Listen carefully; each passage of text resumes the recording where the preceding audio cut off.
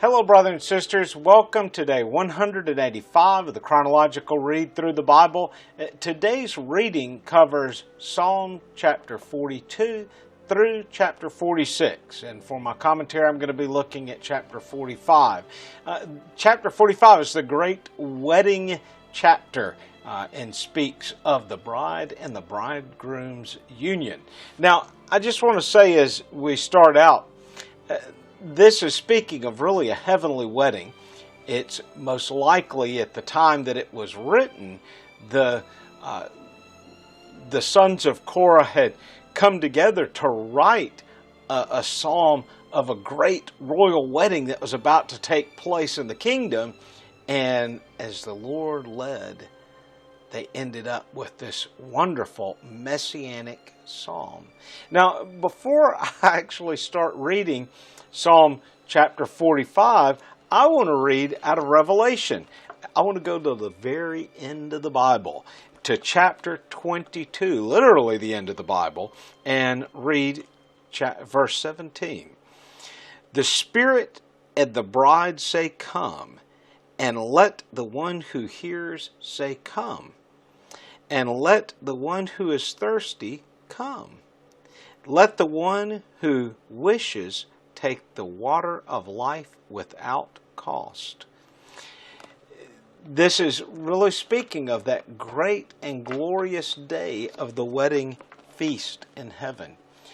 And I hope as we look at this passage today, and I'm not going to spend very long on it, I want you to really take chapter 45 and read it for yourself and realize the depth, the spiritual depth there. This is not only a great messianic passage speaking of the Messiah, but also speaks of the unique unity of the Godhead. And we see this later echoed in Hebrews. We'll look at Hebrews chapter 1 there, but it just quotes basically a part of this passage from chapter 45.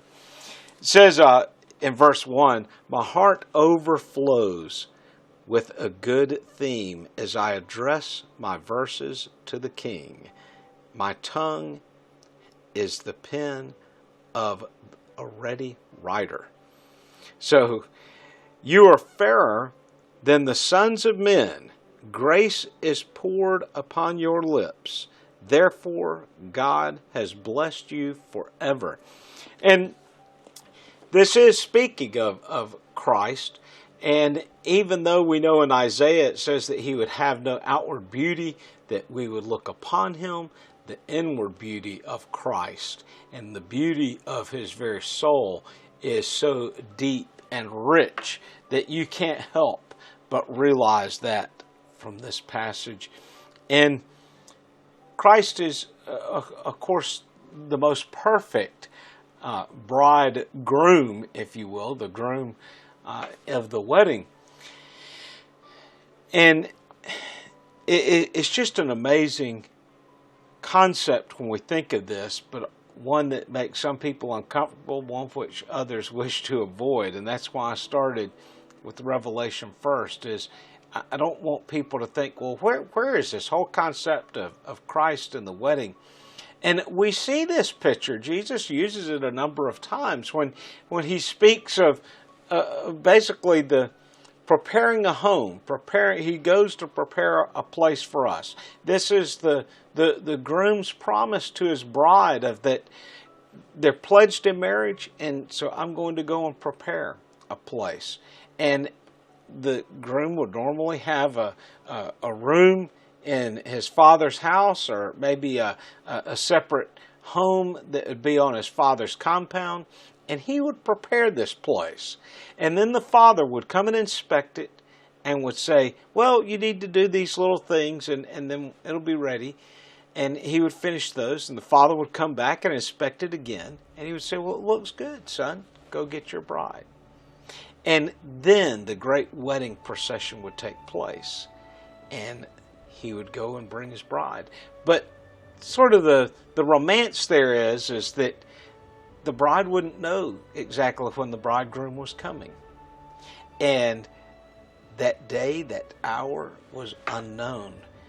sort of from the romantic aspect of it.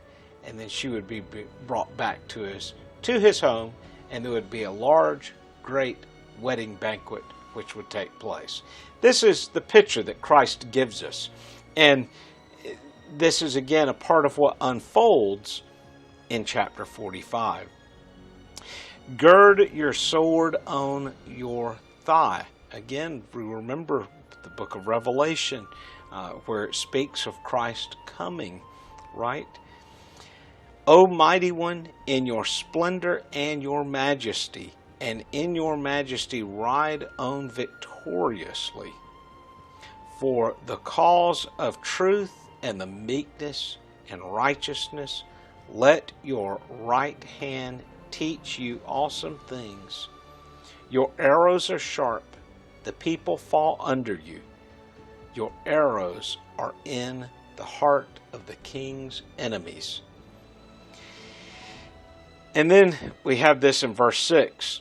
Your throne, O God, is forever and ever. A scepter of uprightness is the scepter of your kingdom. Therefore, God, your God, has anointed you with the oil of joy above your fellows. So again, you'd say, well, how can God has a God? How can he anoint us? This is clearly speaking of the Father and the Son. And I know somebody would say, well, it's a bit of a stretch. Well, you have to take it all in its context. You have to take it in the picture of the remainder of Scripture, that Scriptures that come before, the Scriptures that come after. And I will say, in Jewish tradition, this is clearly seen as a messianic psalm, speaking of the Messiah. But we see it as a messianic psalm with a greater depth because we know who the Messiah is. We can picture and understand this with a little bit greater depth. We're going from beyond two-dimensional words to 3D because we're seeing the depth of what is written here. Your garments are fragrant with myrrh and aloes and with sisa. Out of ivory palaces, stringed instruments have made you glad.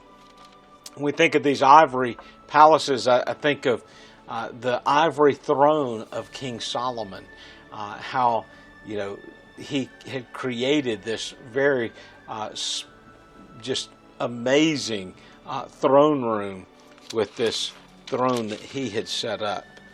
Well, I want to end off with this part here in verse 13 because I have a little challenge for you, something I want you to think about in depth here. The king's daughter is all glorious within. Her clothing is interwoven with gold. She will be led to the king in embroidered work. The virgins, her companions who follow her, will be brought to you. They will be led forth with gladness and rejoicing. They will enter into the king's palace. Now, I want you to think about this glorious bride and her gown.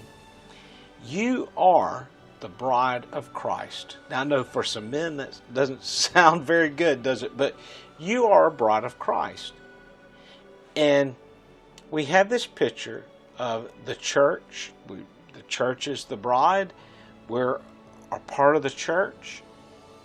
And in this setting, I want you to think about the bride waiting for the return of her groom to take her to the Father's home to be married. And in that sense, the bride is sitting there in her wedding dress. In your wedding dress or your wedding garments, maybe to make it sound a little better for the men listening to this or watching this, is you're not going to want to get them dirty, are you? You're going to respect the garment which you are arrayed in. I want to challenge you as you consider your relationship with Christ. Consider the garments which you have been wrapped in. I just want you to think about this today. and consider what the Lord has put us in. Well, brothers and sisters, I hope that your day's going well. Until tomorrow, God bless.